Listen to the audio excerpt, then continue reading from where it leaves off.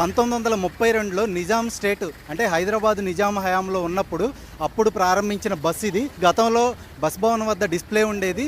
దాన్ని తర్వాత పునరుద్ధరించి వాడుకలోకి తీసుకొచ్చినట్లుగా ఆర్టీసీ అధికారులు చెప్తున్నారు. 1932లో ముఖ్యంగా నిజాంకు ఒక సొంత రైల్వే వ్యవస్థ ఉండేది. సో ఆ రైల్వే వ్యవస్థ నుంచి అనుబంధంగా first mile connectivity, last mile connectivity ఉంటాం కదా, ఆ కనెక్టివిటీ కింద మనకు ఈ బస్సుల్ని వాడేవాళ్ళు.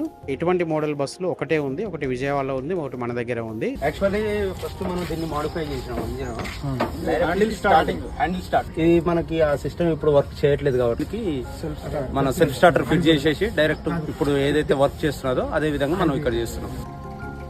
మేము దాదాపు 2 రోజులు ట్రైనింగ్ తీసుకొని నడపాలంటే 3 డ్రైవర్లు ఉన్నాం మా వర్క్షాప్లో. ఎక్సలేటర్ ఏమో సెంటర్లో ఉంటుంది, క్లచ్ లెఫ్ట్ సైడ్లో ఉంటుంది, ఆ బ్రేక్ ఏమో రైట్ సైడ్లో ఉంటుంది. అది చాలా డిఫరెంట్ ఉంటుంది. ఈ రాడు హ్యాండ్ బ్రేక్ ఇది. ఈ బస్సు ప్రత్యేకతలు కనుక మనం పరిశీలిస్తే మొత్తం 19 మంది ప్రయాణించవచ్చు. ఇది Nizam state rail and road transport department తరపు నుంచి ఇది నడిచేదనమాట.